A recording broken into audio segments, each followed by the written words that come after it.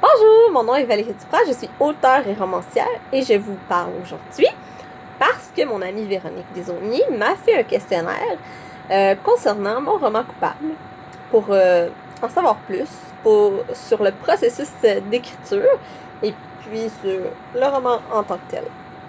Donc j'y vais comme suit. La première question étant, quel est le parcours qui a mené à vouloir écrire un roman?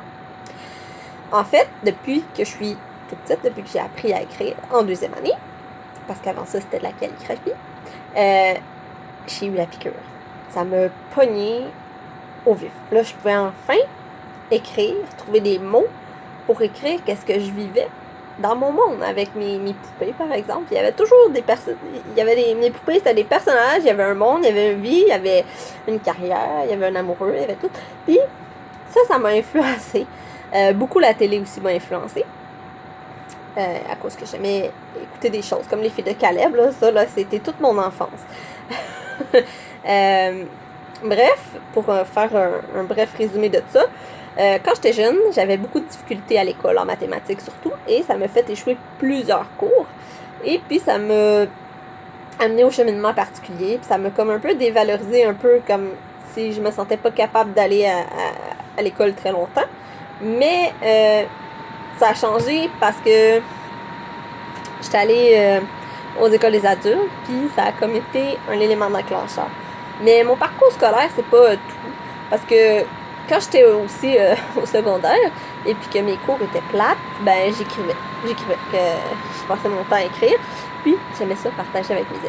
D'ailleurs, quand j'étais dans mes cours de technologie, ça c'était pour des cours de manuel, il fallait faire des petites voitures ou des petites affaires de même. Moi, j'étais pourrie. Fait que moi et mon ami Émile, ben, on passait nos temps à écrire des fictions. Puis ça aussi, ça m'a influencé. Ça a influencé mon parcours. Même avant ça, quand je me faisais écœurer à l'école, je me réfugiais toujours dans les livres, j'écrivais des romans, je me faisais un monde, puis c'était moi le personnage principal. Puis j'avais toutes les caractéristiques que je voulais, puis je faisais aller toutes mes pensées, puis tout était beau, c'était comme un monde. Il y en a qui imaginent des licornes et tout ça. Non, moi c'était mon monde à moi, avec des fois des artistes que j'aimais. Puis c'est ça, je m'imaginais toutes sortes d'affaires, puis ça avait de l'allure, puis je faisais lire ça à mes amis des fois. Puis ça, c'est comme ça que j'ai commencé.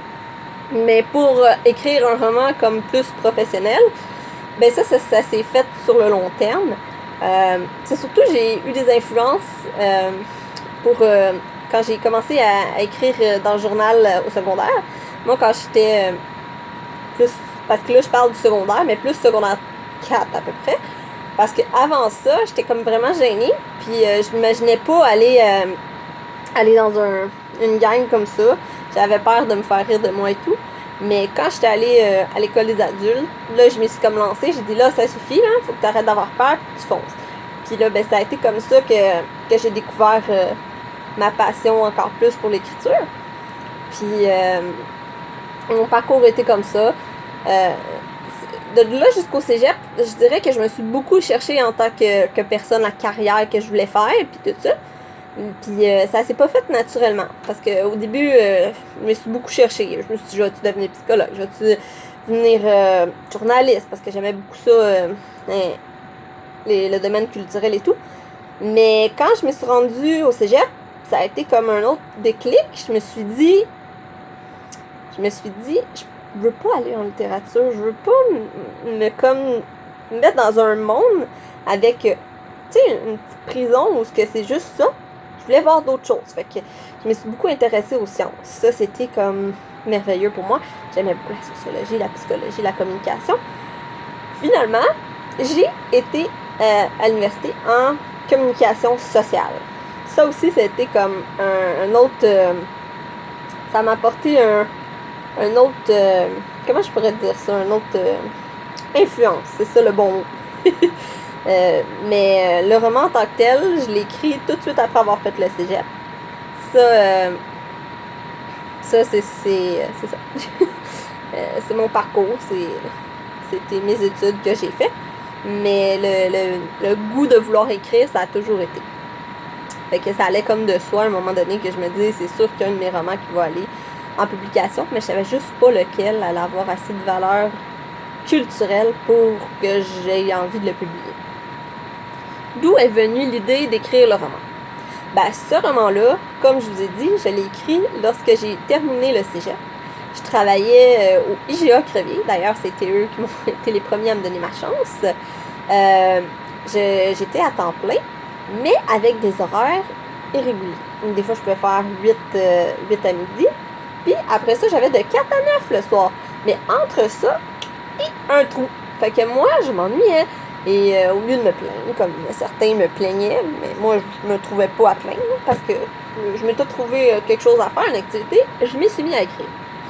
Puis c'est comme ça que mon roman est arrivé. C'est venu naturellement. Je me suis créé un monde, puis je me suis évadée là-dedans pour passer le temps. Puis finalement, ça a été très thérapeutique, ce roman-là. Je vous expliquerai plus tard comment ça a été thérapeutique. Combien de pages le livre contient-il? Ça, c'est une question que je trouve ça difficile à répondre parce qu'il n'est pas encore terminé. La mise en page n'est pas encore terminée. Puis moi, je l'ai écrit sur Word. Puis eux, ils tiennent compte des pages blanches, puis tout ça, puis le dédicace. Ce qui, dans un livre normal, ils font pas nécessairement. Eux, ils passent les pages, puis après, ils comptent juste les pages de texte. Mais grosso modo, là, il y a comme 170 pages. Je peux vous le montrer. Il ressemble à ça ici. C'est coupable, justement ici. Peut-être qu'à un moment donné, je vous lirai un extrait pour vous donner l'eau à la bouche. Prochaine question. 5. Quelle est l'histoire? Ben, l'histoire, c'est l'histoire d'Élisabeth Lamoureux. Ça, je l'ai souvent dit. C'est une femme écorchée vive, blessée par la vie. Puis, du jour au lendemain, elle décide que elle va finir d'être malheureuse. Puis, elle va décider que ceux qui l'ont fait souffrir, ben, ils vont payer. Puis, ceux qui l'ont fait souffrir, c'est ses ex. Fait qu'ils vont mourir les uns après les autres. Comment, pourquoi? Ça, c'est l'histoire qui va vous le dire quand vous allez le lire. Vous allez apprendre tout ça.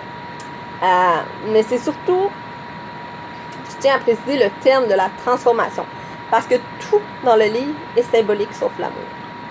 L'amour, c'est pas symbolique, c'est pur. Mais tout le reste, c'est symbolique. Le personnage est-il inspiré d'une personne réelle ou imaginaire? Ben, je vous dirais que c'est inspiré de moi. Au début, le personnage était censé s'appeler Véronique Desaulniers, ce qui est très drôle, mais j'ai changé pour Élisabeth Lamoureux parce que ma coloc de l'université, ben, elle s'appelait Véronique Desaulniers. Pourquoi ce nom-là? Ben, parce que V et D, mes initiales pour Valérie Dupont. Ouais, mais c'est, tu sais, je dis inspiré, mais c'est comme vraiment le personnage est poussé à l'extrême. Il est inspiré, puis il est pas inspiré. Il est inspiré, mais c'est pas moi. C'est vraiment pas moi.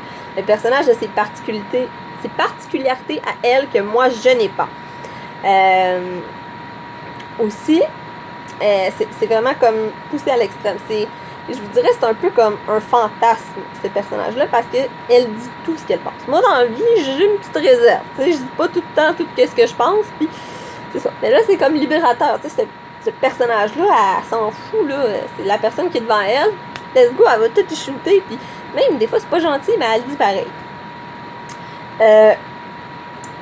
C'est ça. Prochaine question. Les expériences vécues par Elisabeth sont-elles tirées d'expériences vécues et jusqu'à quel point? Ça, je vous dirais, je vais vous répondre brièvement, mais je vous dirais d'aller voir la partie écrite. La 7e question, là. Il va y avoir une question, je vais vous renvoyer à la partie écrite parce que c'est quand même très long, puis je veux quand même, tu sais, déjà là, la vidéo elle a 9 minutes, je veux quand même raccourcir un peu. Je vais dire, l'expérience, oui, est tirée de mes expériences personnelles, jusqu'à quel point j'ai jamais tué personne. Ça, je tiens à vous le dire, mais comme j'ai dit, tout est symbolique. Fait que, oui, les ex sont inspirés des personnes qui j'ai côtoyées dans ma vie, de mes propres ex, mais c'est, tu sais, les personnages, des fois, c'est pas un ex en particulier, des fois, c'est des plusieurs en un. Fait que ça fait un personnage qui est pas réel. C'est ça. Pour qui s'adresse le roman et pour quelle tranche d'âge? Moi, je dirais que les femmes, en général, vont beaucoup s'identifier. Et là, je dis les femmes en général, mais je dirais les femmes de 16 à 35 ans. À peu près, là, ils devraient se reconnaître beaucoup. Les autres aussi vont peut-être se reconnaître, mais eux, en général, d'après moi, ils vont se reconnaître là-dedans. Les hommes, il y en a qui peuvent aussi se reconnaître là-dedans, mais vu que c'est une femme qui tue des hommes, ben peut-être qu'il y en a qui vont comme avoir une petite réserve aussi. Mais quoi qu'il en soit, c'est un roman qui fait réfléchir, donc oui, parce que c'est un roman qui fait réfléchir, ça va peut-être attirer un large public aussi. Comme je dis dans ma partie écrite que je vais vous faire parvenir plus tard, je suis pas expert en marketing. Fait que encore à qui ça va toucher, je vais savoir en même temps que que le livre va sortir. Mais d'après moi, les femmes vont se sentir touchées par le vécu de l'histoire. Mais c'est ça. Ensuite, prochaine question. Est-il pour le grand public? Oui, il est pour le grand public, excepté que c'est 18 ans et plus. C'est sûr que les 16-17 ans, quant à moi, ils peuvent le lire, il n'y a pas de problème. Tu sais, on a tout imaginé à 16-17 ans des scènes de sexe et il n'y en avait pas de problème. Ben, c'est ça.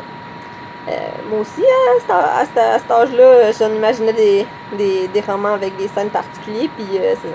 Mais aujourd'hui, au Québec, on a une petite réserve que ça, les scènes d'intimité sont réservées aux 18 ans et plus. Donc, à partir de ce moment-là, c'est sûr qu'en bas de 16 ans, moi, je le conseille pas, là, parce que il faut avoir une maturité aussi pour le comprendre. Parce que, tu sais, c'est beau de dire, c'est une personne qui tue ses ex. C'est beau de dire, il y a plein de scènes de cul dedans. C'est pas juste ça, tu sais, il faut aller voir plus loin que ça. Puis, je crois que quand on a dépassé 16 ans, on commence à avoir cette maturité-là.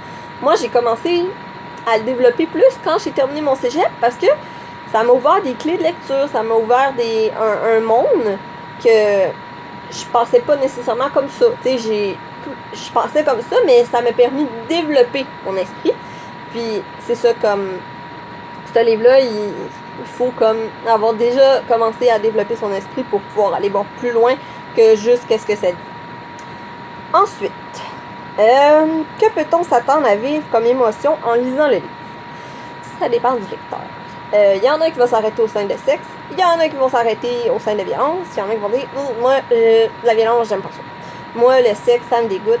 Il y en a qui vont dire ça. Ceux qui l'ont lu, ils m'ont dit qu'ils étaient excités. Excités dans le sens qu'ils avaient hâte d'en savoir plus. Excités dans le sens qu'ils voulaient savoir où c'est que la relation avec son voisin allait l'amener, jusqu'où allait aller ce personnage-là. Ils voulaient savoir la fin, ils voulaient savoir plus.